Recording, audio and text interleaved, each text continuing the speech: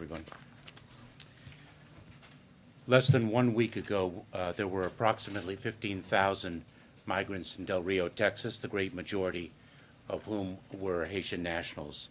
This was the result of an unprecedented movement of a very large number of people traveling to a single point of the border within a matter of a few days. We responded with a surge of resources to address the humanitarian needs of the individuals, many of whom include families with young children. We also applied our months-long standard operating procedures at the border, which we have been applying to all migrants encountered at the border during this very challenging time of the COVID-19 pandemic. As of this morning, there are no longer any migrants in the camp underneath the Del Rio International Bridge. I will walk through what we have done, how we have done it, explain the processes, and provide data that you have requested. But first, I want to make one important point.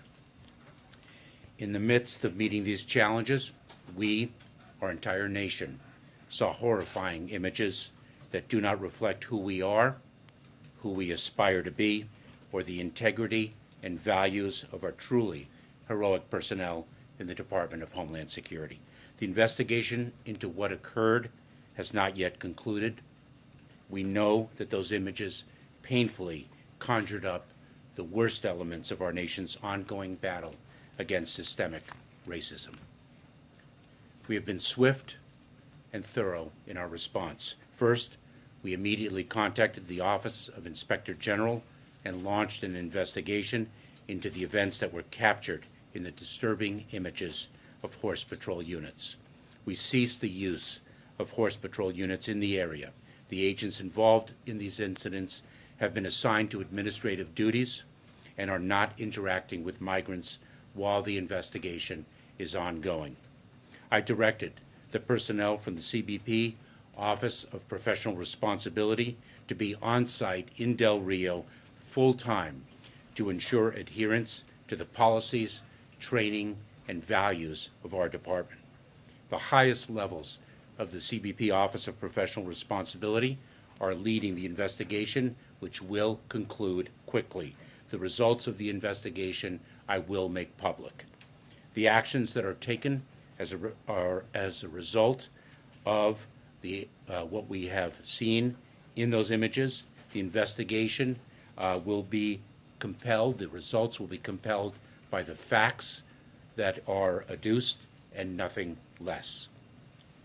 Let me be clear, the department does not tolerate any mistreatment of any migrant and will not tolerate any violation of its values, principles, and ethics. Now, I would like to turn to our operational response. DHS led the mobilization of a whole-of-government response to address the challenging situation in Del Rio. DHS immediately worked to address the acute humanitarian needs of the migrants themselves by partnering with federal and non-governmental agencies and entities. We rapidly deployed basic services like drinking water, food, clothing, and portable toilets. I am grateful to the Red Cross for providing more than 17,000 hygiene kits in the World Central Kitchen, for contributing more than 14,000 meals per day to supplement other food programs. We surged medical resources and capacity, including over 150 medical professionals, to provide health services to ensure the safety of the migrants, employees, and the surrounding community. We provided personal protective equipment, including face masks. We erected 4 climate control tents to support housing for vulnerable populations. Let me go through our operational response. Simultaneously with the humanitarian response, we in the Department of Homeland Security implemented a series of operational measures to process migrants consistent with existing laws, policies, and procedures. In particular, CBP, Customs and Border Protection, surged 600 agents, officers, and DHS volunteer force personnel to the Del Rio sector to provide operational support. We also, DHS officers and agents conducted 24-hour patrols for general safety, as well as to identify anyone who might be in medical distress. ICE, the U.S. Coast Guard, the Department of Defense, and the Department of Justice provided transportation support to transfer migrants out of Del Rio to other Border Patrol sectors with capacity. Working with the Departments of State in Haiti, DHS increased the number of removal flights to Haiti commensurate with the country's capacity to receive. Importantly, USAID has established a $5.5 million program to provide on-the-ground assistance to repatriated Haitian migrants. Nearly 30,000 migrants have been encountered at Del Rio since September 9th, with the highest number at one time reaching approximately 15,000. Today, we have no migrants remaining in the camp under the international bridge. Migrants continue to be expelled under the CDC's Title 42 authority. Title 42 is a public health authority and not an immigration policy. And it is important to note that Title 42 is applicable and has been applicable to all irregular migration during this pandemic. It is not specific to Haitian nationals or the current situation. Some more data. To date, DHS has conducted 17 expulsion flights to Haiti with approximately 2,000 individuals. Those who are not expelled under Title 42 are placed in immigration removal proceedings. Let me take a step back and explain the process. There are two exceptions to the applicability of Title 42, the Public Health Authority. Number one is if an individual has an acute vulnerability, such as an urgent medical care, and two, if in fact our operational capacity is such that we are not able to execute the Title 42 authority that rests with the Centers for Disease Control. I should also say that there is a Convention Against Torture exception if someone claims torture, which is a distinct legal standard. Individuals, as I mentioned, with acute vulnerability can be accepted from the Title 42 application. Approximately 12,400 individuals will have their cases heard by an immigration judge to make a determination on whether they will be removed or permitted to remain in the United States. That is a piece of data that has been requested of us. If someone is not subject to Title 42 expulsion for the three reasons that I explained: acute vulnerability, operational capacity limitations, or a Convention Against Torture exception, then the individual is placed in immigration proceedings. That means they go before an immigration judge in an immigration court. If they make a claim that they have a basis under law to remain in the United States, then the judge will hear and adjudicate that claim. If the judge determines that the claim is not valid, the individual will be removed. An estimated 8,000 migrants have decided to return to Mexico voluntarily, and just over 5,000 are being processed by DHS to determine whether they will be expelled or placed in immigration removal proceedings under Title 8. We have previously articulated publicly, we've previously expressed that in light of the fact that we had such a significant number of individuals in one particular section in Del Rio, Texas, that we were moving people to other Customs and Border Protection processing centers to ensure the safe and secure processing of those individuals, and we will assess the ability to exercise the Title 42 Public Health Authority in those processing centers, and if any of the exceptions apply, then we will place those individuals in immigration enforcement proceedings. But if we are able to expel them under Title 42, because that is indeed a public health imperative as determined by the Centers for Disease Control, we will do so. And with that, I'll take your questions. Steve, Thank you. Mr. Secretary, thank you very much for coming in to take our questions. The first question is, I was hoping you could explain more of your view that these agents on the border acted in a way that violated policies or procedures. Can you tell us what they did wrong to start? And my second question has to do with how this episode informs your understanding or thinking about the current and ongoing asylum review. And whether, perhaps, if the administration were to take a more permissive stance toward asylum, membership in a particular social group, that this episode could be seen as one of many in the future. So I think, if I may, you're conflating two very different phenomena, two very different processes. First of all, the images, as I expressed earlier, the images horrified us in terms of what they suggest and what they conjure up in terms of not only our nation's history, but unfortunately the fact that that page of history has not been turned entirely. And that means that there is much work to do, and we are very focused on doing it.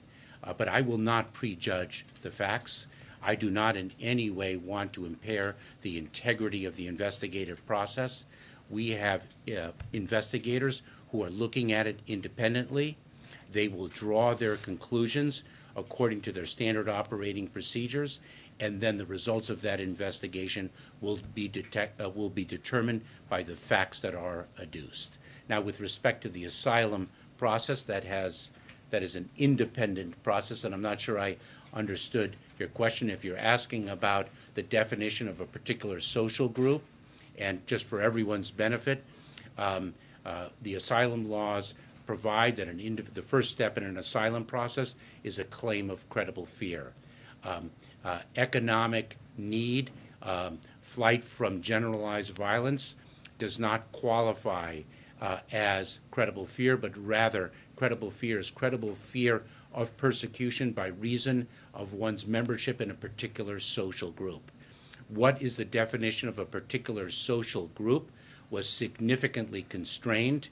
That's an understatement in the Trump administration, and there is a body of law that speaks to that definition, and that definition is currently under review. Right, but Mr. Secretary, if I may, and forgive me for just the follow-up on this point. Yes. The question was, if this administration were to take a more permissive stance toward that definition, could this be what we've just experienced in the last several weeks, just the first of many similar instances to occur in this country on the border? What instance are you referring to? Well, we have 15,000 migrants that the United States government has had to now process, and so we determine the standards to apply in a claim of persecution according to the principles that a government should have, both domestically and in the international architecture, with the treatment of individuals who are fleeing persecution by reason of their membership in a particular social group. It is not a tool of deterrence to define what a particular social group means. Tam? Yeah, the people who, sorry, I'm here, hiding behind a mask. The people who were under the bridge, you've talked about, some of them have gone to Mexico, some of them have been flown to Haiti. The others, are they spread out at CPB holding facilities, or have some been released into the community or released to family members awaiting hearing? So you ask What's a very their status? So let me be clear. So some have been returned to Haiti, indeed. Others have been moved to different processing facilities along the border in light of operational capacity, and then many of them will be returned to Haiti from there, and if any of the exceptions apply, they will not be returned to Haiti but placed in immigration enforcement proceedings. I should say released is a very general term, and I may need to drill down on that if I may. Individuals, some of them are detained, some of them are placed on alternatives to detention. We remain in touch with them. We monitor them to ensure their appearance in court at the designated time of appearance. Does that answer your question? It does. One other question. And I provided the data if I need to do so again. Yes. No, I got that. The broader question is that it seems like there are border crises that keep popping up sort of like whack-a-mole. every month or so. There's another clump of people or another major issue or unaccompanied minors and is there a plan to maybe have, like FEMA-type teams that go to these crisis points? Or is the goal to somehow stop having these crises that keep breaking out? Well, look, you mentioned FEMA. So 2 points, if I may. Let me first address the fund. Well, let me go in reverse. From an operational response perspective, we addressed the challenge of unaccompanied children in March, and I said then that we had a plan, we were executing our plan, and it would take time. And in fact, within 60 days or so, we went from an average time of an unaccompanied child in a Border Patrol station of 124 hours to less than 25 hours. And we did that through our operational capacity throughout the Department of Homeland Security, as directed by the President in an all-of-government effort. Here, last weekend, we had approximately 15,000 individuals in the Del Rio section. I committed to addressing that within 10 days, and today we have none, and that was because of the Department of Homeland Security's assets with the assistance of others across the government. That is something very different than the fact of the dynamism of irregular migration writ large, and the fact that this is a situation that has occurred from time to time ever since I can remember in my more than 20 years of government service. And the President has spoken very powerfully about this from day one and before he assumed office. First and foremost, and most fundamentally and foundationally, we are dealing with a broken immigration system, and we need legislative reform. And everyone agrees. In a world where unanimity is so difficult to achieve, there is one thing as to which there is unanimity, and that is the need for comprehensive immigration reform. And unfortunately, it seems to remain elusive, but our real dedication to achieving it is unrelenting, and we continue to do so. Number one. Number two, we have a 3-part plan. We invest in the root causes to address the need, address the reason why people leave the homes in which they live and take a perilous journey that they should not take. Second, the building of safe, orderly, and humane pathways. And third, rebuilding an asylum system and a refugee program that were dismantled in the prior administration. This takes time, and we are executing our plans. Thank you, Mr. Secretary, and thank you for being here. I know we had suggested it'd be great to have you, so it's good to see you in the same week we made that request. Starting with the situation in Del Rio, the mounted units are temporarily suspended. Are you considering eliminating them altogether? So we're going to take a look. What we were focused on right now is addressing the urgency of the situation in Del Rio under that bridge. We are still getting through it. Remember, as I mentioned in response to the prior question, we still have operational needs across the border with respect to this particular population of individuals. But we're going to be taking a look at this. What the Horse Patrol is customarily used to do for everyone's benefit is, horses are able to cross terrain that might not otherwise be traversed. And what they often do, and in fact most often do, is assess the situation and actually assist in helping people in distress. And that horse patrol, the horse patrol that the Customs and Border Protection employs, the Border Patrol specifically, has actually saved lives many times before. But we will take a look. And just because yours is such a sprawling department, you face multiple issues at once. The situation regarding Afghan refugees that are being processed by your department. We've had a few questions on that haven't entirely been answered. I'm just curious if you know how many cases of forced marriage or so-called child brides has DHS found in the system so far? To my knowledge, we have not found one, but I will tell you that we have experts at the airport and beyond who understand that phenomenon very, very well, who know how to detect the indicia, the signs of any such activity, and are able to place people in secondary screening, discern the facts, and make the decisions that the facts so warrant. We are very skilled in that.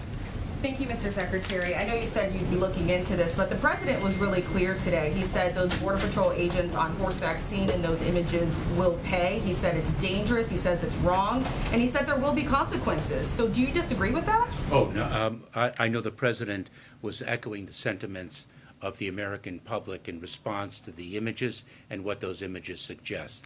But I want to speak to the fact that this investigation will be based on the facts that the investigators learn, and the results of the investigation will be driven by those facts and nothing less and nothing more. The president said that they would pay, so you guys are not on the same page on that. I think the president was speaking in terms of the horror that he observed from seeing the images and what they suggest.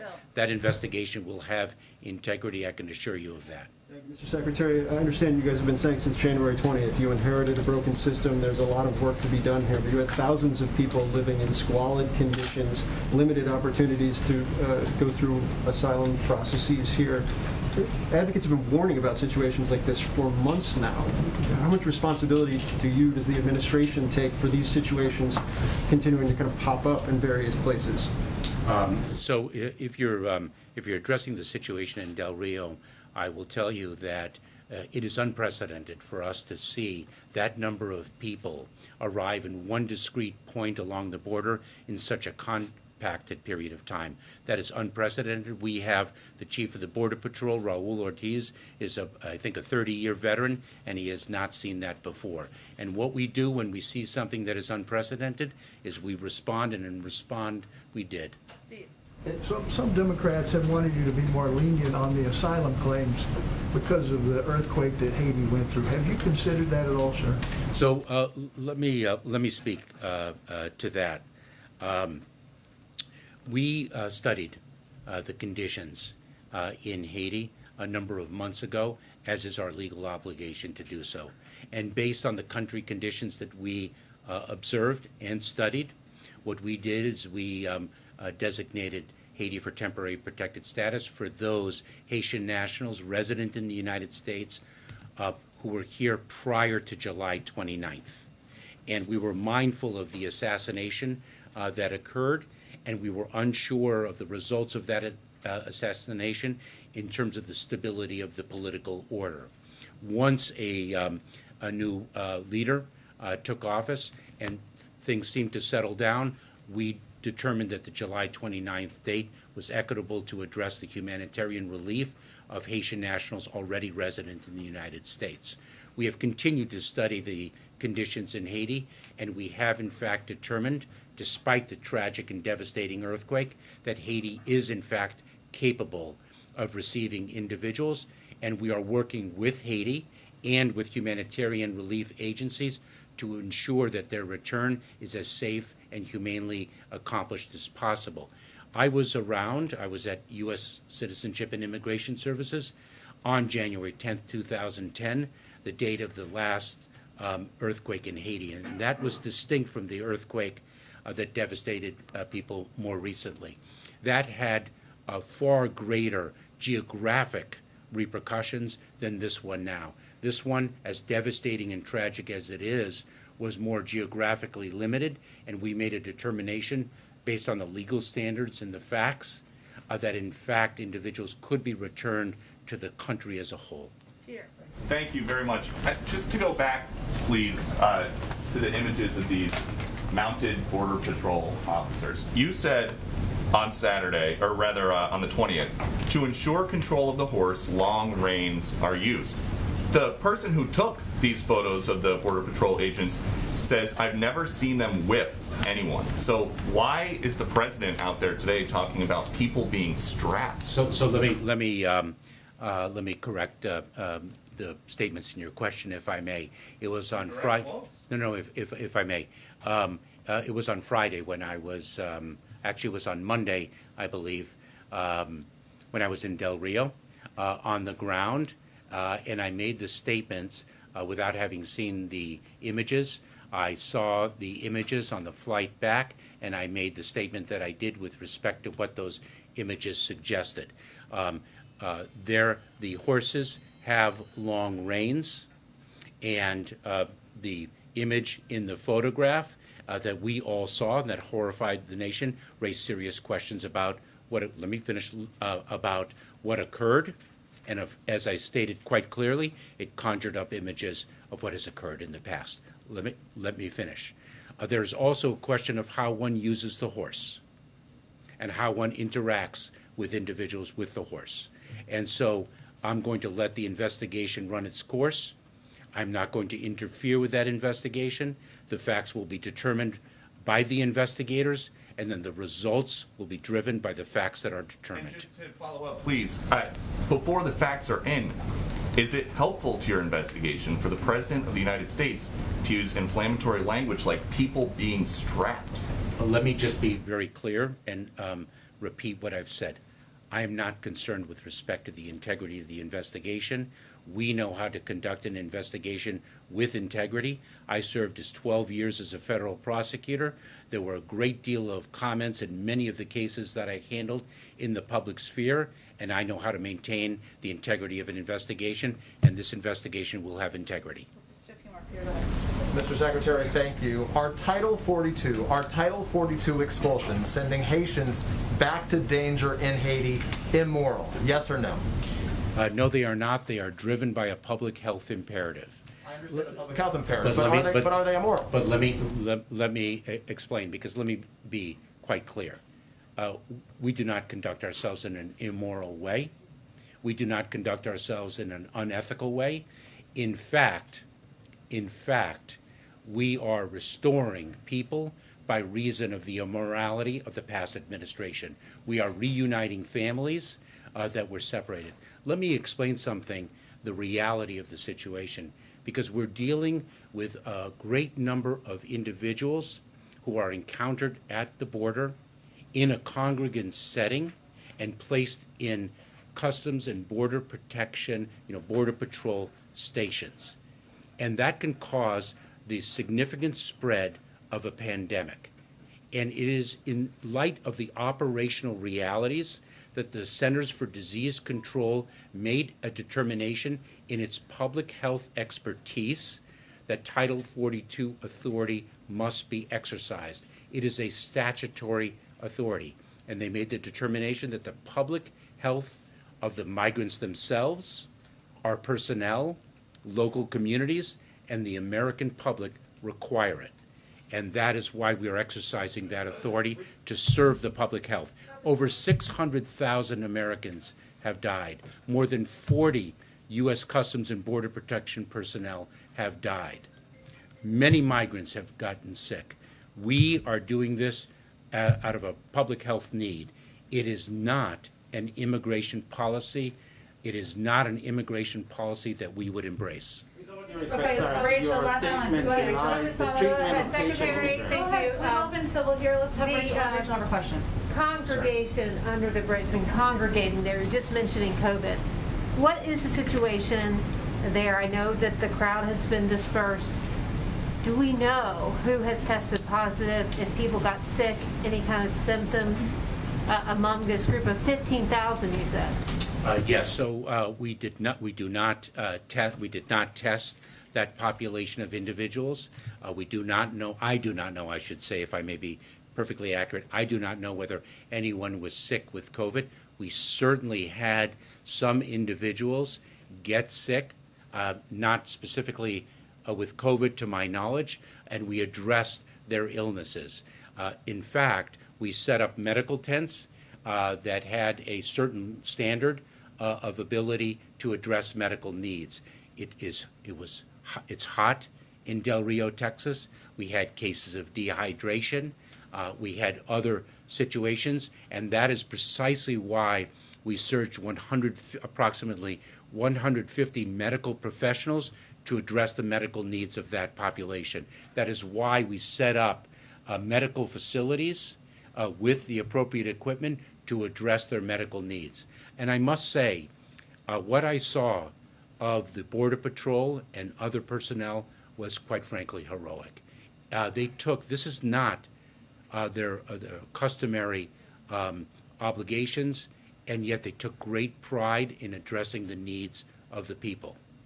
With all due respect, sir, your statement that this is not who we are belies the actual treatment of Haitian immigrants, not just in this administration, but in administrations of both parties going back decades. And you seem to be distinguishing between violence and violence. What is the difference between the type of violence that Haitians are fleeing in Haiti and the type of devastation and other devastation that they're fleeing as compared to other immigrants and asylum seekers? Democrats, left and right, up and down, have been talking about the violence that people have been fleeing Central America and South America. And the president, even during his campaign, talked about the fact that this created a need to create a pathway and an asylum system. This doesn't seem to be the case when it comes to Haitian immigrants. And in fact, the images are a true graphic representation of the way Haitian immigrants and immigrants of African descent have been treated, not just by this administration. If I may, I would respectfully disagree with you, and let me say. U.S. immigration for the last 20 years, so I have some experience with it. Oh, no, I wasn't commenting on your personal experience, sir, and I am an immigrant as well. I wasn't commenting on your personal experience. I was respectfully disagreeing with an assertion that you made, if I may. Because, if I may, an asylum claim is determined based on the facts that are presented in the individual case. In fact, the Title 42 authority has been applied to irregular migration since the very beginning of this administration and before. And it has applied to individuals from Guatemala, Honduras, El Salvador, and other countries. It has been applied equally, and the exceptions that I cited have been the exceptions that have applied to all.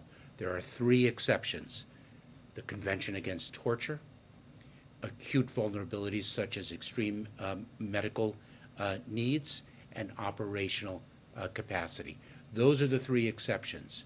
Title 42 authority has been applied irrespective of the country of origin, irrespective of the race of the individual, irrespective of other criteria that don't belong in our adjudicative process, and we do not permit in our adjudicative process. Thank you, Secretary. The whipping, the whips, the horse whips. Sir, that is something that horrified us all.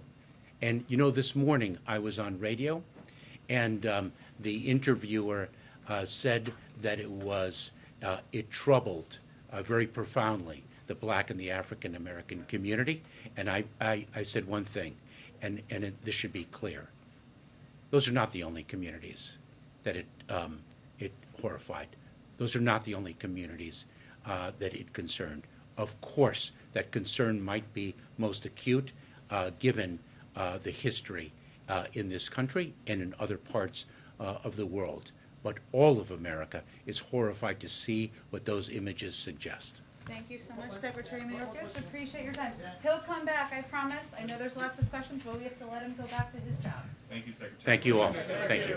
Thank you so much, Secretary Mayorkas. You're always invited. Open invitation. Okay.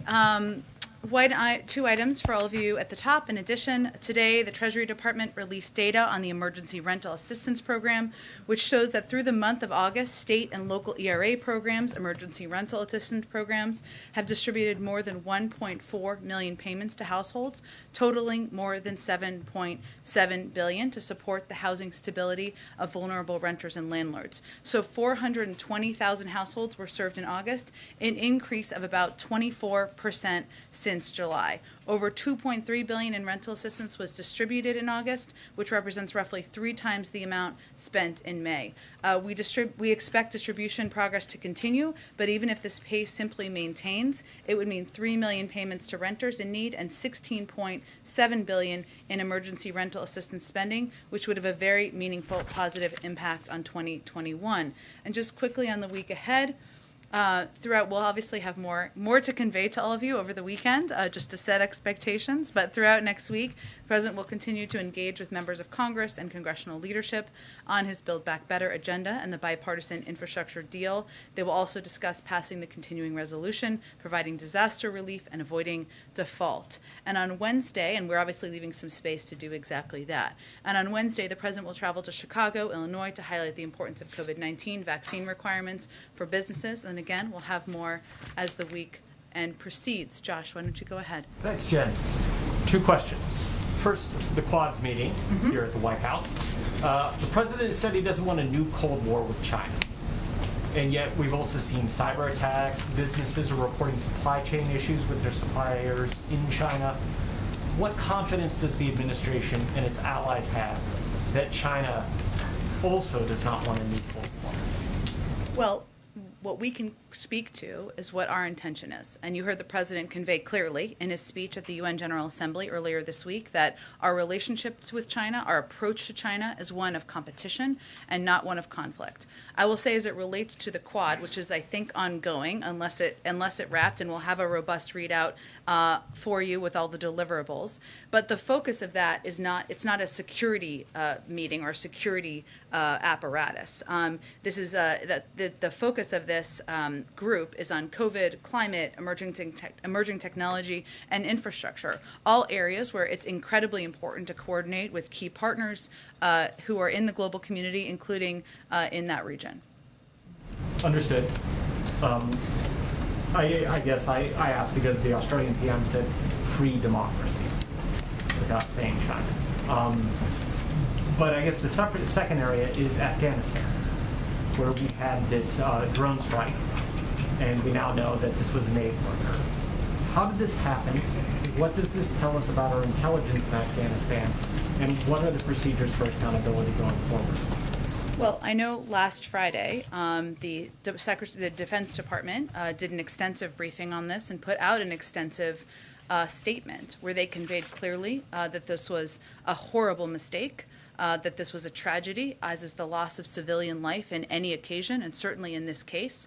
There's also been they also announced that they would look back at the CENTCOM review that they announced last week. So that is a process that would be ongoing and undergone at the Department of Defense. I would note, and I'm not sure if this was exactly your question, but some have asked about what it means for our over-the-horizon capabilities and capacities, and I don't know if that's what you were getting at. As we look to Afghanistan, as we look to preventing terrorists from threatening our partners or even threatening our homeland. One, of course, we watch that closely from our intelligence community. They do regular briefings, as you've seen on the Hill. But also, over-the-horizon capacity is not the same as steps that were taken, as it was in the case of this drone strike or the strike before it, where our troops are threatened on the ground and where immediate action needs to be taken in order to prevent or attempt to prevent their lives from being threatened. Obviously, this was a horrific mistake.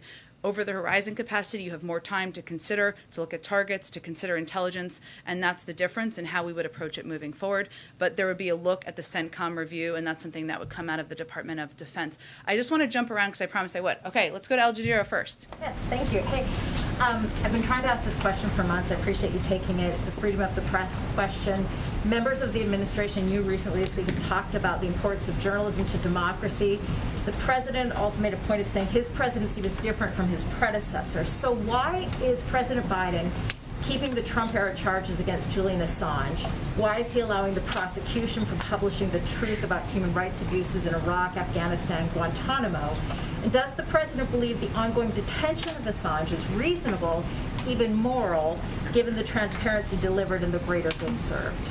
Well, I don't have anything new to say on Julian Assange, and I would point you to the Department of Justice on that.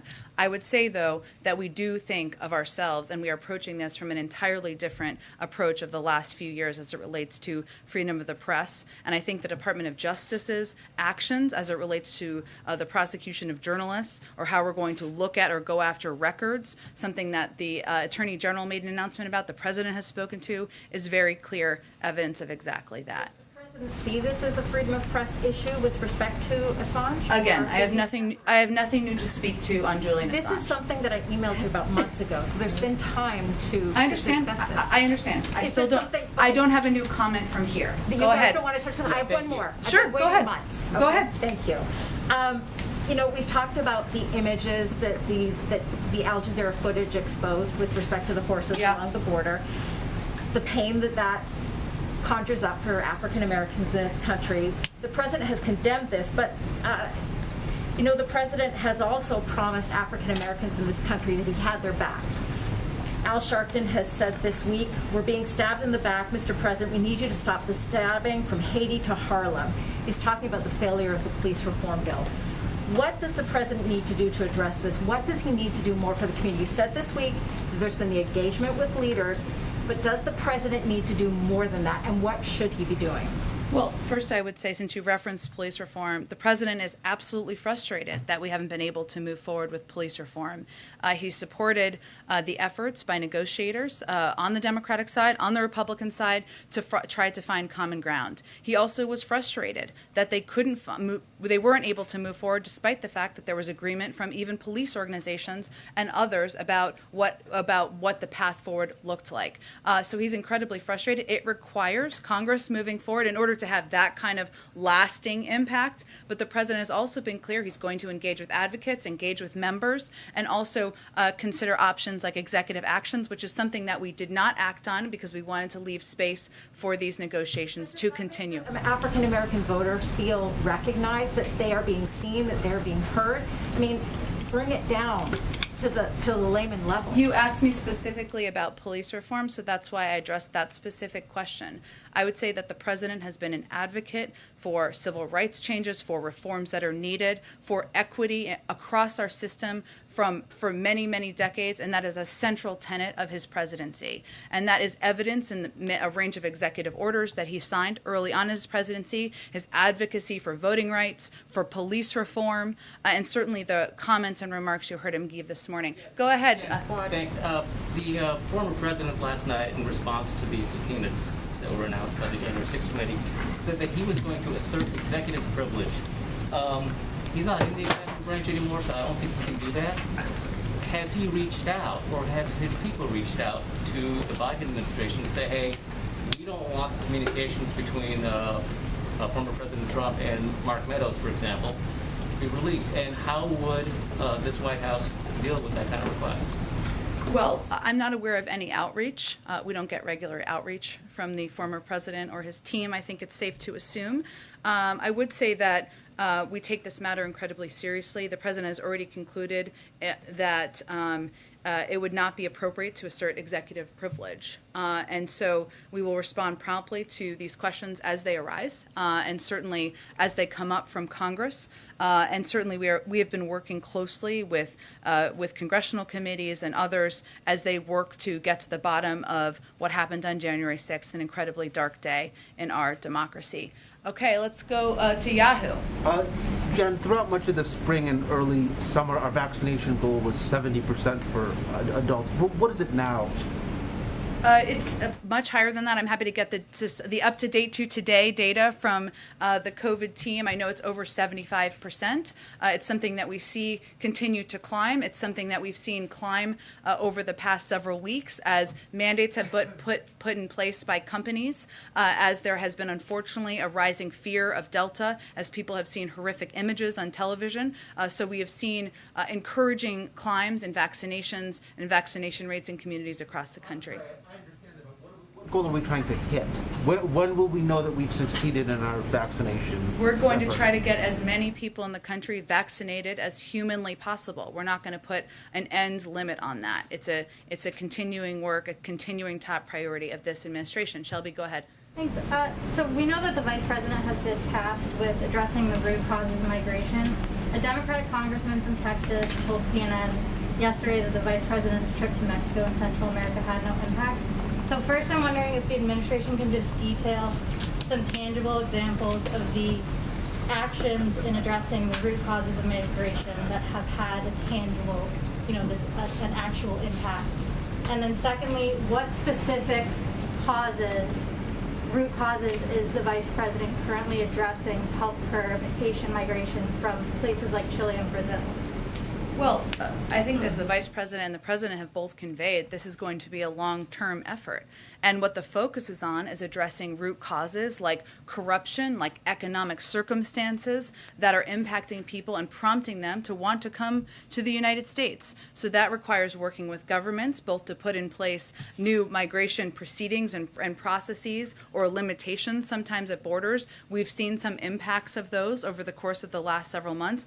It also includes providing assistance and engaging closely with these leaders on what steps can be taken. And the Vice President has been deeply engaged in this. But again, as it relates to Haiti, as it relates to our broken immigration system, the clear step that needs to be taken is an immigration bill needs to pass Congress. It's a broken system, one that is ineffective, one that is not moral in many cases at this point in time. It's long overdue. There are a lot of Republicans out there giving speeches about how outraged they are about the situation at the border, not many who are putting forward solutions or steps that we could take. So we're a little tired of the speeches. We'd like to partner on solutions and working together to address this problem that has not been partisan in the past. Go ahead. Thank you, Jen. Two quick questions. The President met just 2 days ago with a group of lawmakers, 5 hours of meetings. Does he have a better sense after all of those meetings, 5 hours of meetings, as to whether or not a vote will take place this Monday on the bipartisan Senate bill in the House of Representatives? Well, our work did not stop after those 5 hours of meetings, and the President has always known that this would be a key inflection point, and we are certainly at one right at this moment, because while there is broad agreement on the need to lower costs for childcare, for elder care, for college, for preschool, the need to rebuild bridges and roads, the need to address the climate crisis, the need to have a more fair tax system, there are discussions about the size. Now, as the President said multiple times this morning, the package will cost $0. There are a range of revenue options that can cover whatever the cost of the package looks like. But these are important discussions that need to be had. We know that there are differences of opinion among members of our own party, and we're still at work at it. And our team was still at work yesterday. I will say, as it relates to the next steps here, we want to win the vote when it happens. That's our objective. The second question has to do with COVID protocols that exist in the West Wing in particular. Sure. The President meets regularly with his counterparts, like today, from around the world. He meets with lawmakers. He meets with activists, with private citizens from time to time. When new ambassadors present their credentials, they do so right now by Zoom. Is there a particular reason why the President doesn't meet with those new ambassadors face-to-face like has been done in the past by other presidents? I know he's eager to do that in the future. I don't have any more information or prediction of when that may happen, but certainly something he looks forward to doing, and he respects and values the role of ambassadors who are serving around the world. But is there a particular reason why he's not doing that right now, why he's doing it by Zoom? It's not a COVID reason, but I'm happy to check if there's a plan for welcoming ambassadors in person anytime soon. Chris, do you have a question? I don't want to put you on the spot. Or Chris may not. And go ahead. Sorry. Okay. It's a Friday. I want to clarify something you said a moment ago, and then I have another question. When you say that the President has determined that it's not appropriate to assert executive privilege in the January 6th documents matter, is that a blanket statement, or are you going to evaluate the requests from the investigating group as they come in one by one with an eye to not asserting executive privilege? And it's an eye to not asserting executive privilege, Ann. And obviously, some of this is predicting what we don't know yet, but that is certainly his overarching view. Is there something that you wouldn't turn over that you can think of? I don't think I'm going to get ahead of a hypothetical, but that is what's important for people to know and understand, is that's the principle through which we're approaching this. Okay. And then separately, on the potential government shutdown, has there been any determination or thought put yet to what happens to ongoing COVID-related work during a potential shutdown? I'm thinking of potentially like the Department of Labor working on their mandate ideas. So we obviously want to do everything we can to avoid a government shutdown. I can tell you that as it relates to exemptions, our expectation is, because it's public health work, is that the vast majority of work on COVID would be exempted. But I think it's safe to say that even with that being the case, that having the government shut down and having the impact on systems, on processes, on personnel is not ideal. And more than not ideal would be challenging as we're facing a pandemic, as we're working to get a lot of programs funding out to people across the country, which is why we're focused on avoiding it. Go ahead, Patsy. Thank you, Jen. I have two questions on the Quad Summit and an apology to Anne for cutting in line. So on. Oh, it's okay. We tried to call in Chris, but it's okay. Go ahead.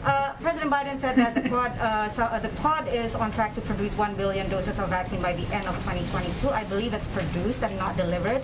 And then also on the doses already pledged, the initial 500 million doses announced in June, that's 200 million delivered by end of 2021, the rest by mid-2022, and then the latest 500 million announced delivered by the end of the next year.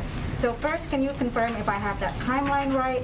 Second, can the world wait that long, especially if the goal to end the pandemic is by end of 2022? That delivery timeline does not seem to support that. Well, let me confirm the specifics here. So the timeline for delivery of these 500 million doses. First 200 million doses will be delivered by June of 2022. I think, as you said, second 300 million doses will be delivered by Q3 of 2022. In total, we'll donate 1 billion doses of Pfizer. That's part of that total. Obviously, we've already donated 160 million doses already to date. What I will say, Patsy, is that right now we are still the world's largest contributor of vaccine doses by more than every other country in the world combined. We have committed to give more for every one dose here. We've committed to give 3 doses overseas. That is more than anyone else. No one else in the world can say that. So, and we're also helping produce, add to manufacturing capacity. The Quad partnership, who was here, of course, meeting as we speak, is on track to produce at least 1 billion vaccine doses by the end of 2022. We're also working to boost vaccine manufacturing in South Africa. But we need help from the rest of the developed world, and the rest of the developed world needs to also step up. We're going to continue to increase our role in contributing vaccines, contributing know-how, making sure that we are playing a constructive role in bringing an end to the pandemic. But we need the rest of the world to step up, and that's what our focus is on. Karen, go ahead. Question on Quad. Did the president discuss over-the-horizon capacity with Prime Minister Modi in particular, whether it involves Pakistan or India? It's I know we were going to put out a joint statement. I'm not sure if it's out at this point in time. The Quad meeting was also ongoing when I came out here, but we'll have a lot that we will put out to all of you. Go ahead, Karen. Thanks, Jen. 2 questions. The DHS secretary several times said he didn't want to impair the integrity of the investigation into the Border Patrol agents. He said, "I will not prejudge the facts." Did the president prejudge the facts when he said, "I promise you those people will pay"? I think what you heard from the president is a very human and visceral response to those images, which I think reflects how a lot of people in the country felt when they saw them. There is an investigation the Department of Homeland Security is overseeing. That will determine what the personnel decisions may be, any other policy decisions, and that needs to see itself through. But I think the president wanted to make clear to people who watched those photos, who had understandably emotional responses, that that's not acceptable to him. Even while the investigation is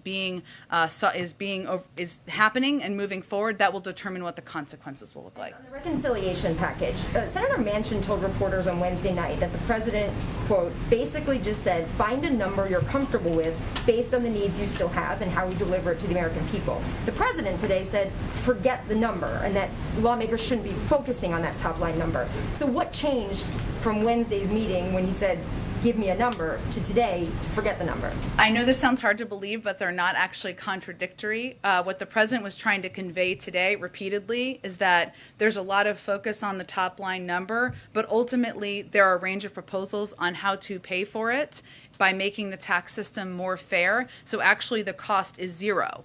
That was the point he was making. So, and that's why he's been so focused on telling the story of the substance. And as it relates to Senator Manchin or anyone else who may have different points of view, and we welcome that in the Democratic Party, of course, in democracy, yes, part of this is a disagreement or discussion, I should say, about what the size of the package, what the top line, even though it's going to be paid for and will cost zero, will look like. So both things are true. Go ahead. Can I ask, what's his approach at this point in time with his domestic agenda? And the reason I ask that is because there have been moments, particularly with COVID relief, where he was basically like, I need this and I need this now to lawmakers. Lawmakers I spoke to and met with them on Wednesday were very clear. He was soliciting information. What are you looking at? What do you need? What's important to you? When does he hit the moment of, all right, I need this now. Like, we need to get this done. This is my red line. We're moving. Well, I talked to the president about this morning. His view is that this is a process, and he understands and has lived through many of these processes in the past. And his approach is you have to listen. You have to hear people out. You have to answer their questions. And yes, at a certain point, you need to forge a path forward and look to unify a range of viewpoints on wherever there may be some marginal disagreements. We're in the middle of that inflection point now. And the next several days, weeks are going to be pivotal in that. There's no question about it. But he also understands and has been through enough of these processes before to know that he needs to listen, he needs to be a partner with members, and he's ready to pick up the phone, invite people down, COVID-friendly snacks, as I said the other day, to play a constructive role in that. He also knows that sometimes those conversations need to happen at a staff level, a senior staff level, or senior staff to member level, or staff to committee level. He knows of all people how this process works, and he's just evaluating hour by hour how he can be the most constructive in unifying a path forward. Go ahead. Just one other question. What, if any, comment does the White House have on the apparent results of the new GOP-backed review of ballots in Maricopa County? The draft report appears to show the president earned 99 more votes, the former president 261 fewer. It confirmed what we have all known for some time, and what millions and millions of people in the country know. And with Republicans pushing for similar reviews in Texas, Wisconsin, Pennsylvania, is there anything the federal government or the White House can do to address that, given that members of your party are concerned about this ongoing attempt or actual review of ballots? That's a good question, Ed. I'll have to check and see if there's anything substantively, which is I think what you're asking me, that we would have the power to do in this case. Go ahead. Thank you, Jen. Two topics really quick. First, the president has said, and you have tweeted, that allegations of wrongdoing based on files pulled from Hunter Biden's laptop are Russian disinformation. There is a new book by a Politico reporter that finds some of the files on there are genuine. Is the White House still going with Russian disinformation? I think it's broadly known and widely known, Peter, that there was a broad range of Russian disinformation back in 2020. Okay. Moving on to the border. Following up on a question from earlier in the week, why hasn't President Biden ever visited the southern border? What would you like him to do at the southern border, and what impact do you think that would have on the policies? Why doesn't he want to go? I don't think it's an issue of wanting to go. I think it's an issue of what's most constructive to address what we see as a challenging situation at the border and a broken immigration system. And his view is the most constructive role we can play is by helping to push immigration reform forward, helping reform the broken policies of the last several years, and listening to his team of advisors who have been to the border multiple times about what the path forward should look like. So why is this the one crisis, then, that he thinks he can manage better from here without having seen it than going to the southern border and I seeing can it? assure you the president is well aware of what the challenges are in our broken immigration system, something he watched closely over the last 4 years.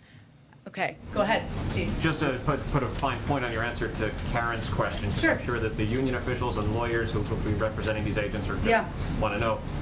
Is it your view or the White House's position that what the president said this morning is not legally operative with respect to consequences and these people paying? It was simply his personal view and not representative of actions that the government will The take? president was not prejudging the outcome of an investigation either. The president was responding from his heart and responding to seeing horrific photos that we have seen over the last several days. But he is the head of the executive branch. The Constitution vests him with the authority in Article 2. You're saying that what he said will not necessarily be the outcome? Again, there's an investigation that's ongoing. I don't know that anyone saw those photos and didn't have a similar reaction to the president's, and that was what it was a reflection of. Go ahead. Thank you, Jen. As you know, Afghanistan's situation is still bad and lack of food in Afghanistan. I don't know that the United States has any plan for humanitarian help and assist with Afghan people.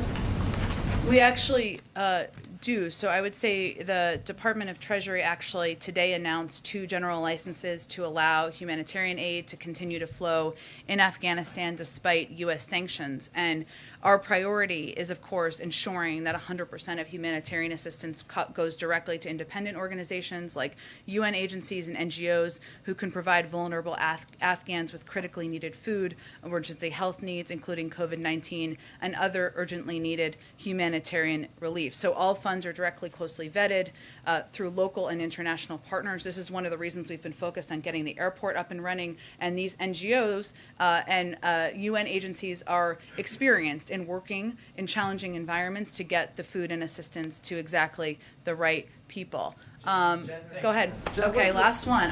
Sorry, last 2. Go ahead. Quickly, Nancy Pelosi said, as we've noted, that there's going to be a vote. They hope to pass both the bipartisan infrastructure bill and the social safety net multi-trillion-dollar bill, with details still to be ironed out. What is the political risk for Democrats if that does not pass on Monday? We want, when the vote happens, we want to win the vote. That's what our focus is on. We'll let leadership determine the next steps beyond that. Understanding that, but recognizing, as we've heard from some progressives, that they may have as many as 90-plus votes who would oppose this right now if there isn't passage by the Senate on the social safety net bill. What's at risk? This is ultimately what the president ran on, that he could get these things done. So what is the risk in terms of the motivating factor for Democrats? Our objective is for when the vote is called for us to be able to win the vote. So I don't think that's a point we're planning for at this point in time. All right. Oh, Rachel, last one. Just one quick question on the January 6th Select Committee in Congress. We know he sent out those subpoenas to Trump's inner circle. Congressman Adam Schiff said that he would ask the Justice Department to enforce those subpoenas if necessary. Does the administration and the White House support that? Well, I know that they've been called to appear in October, I believe, if I saw in reporting. So in our view, it would be premature to discuss either point, discuss this, I should say, or speak to it, because the subpoenas have just been issued, and we haven't seen their response quite yet. Thanks so much, everyone. Have a great weekend. Thank you.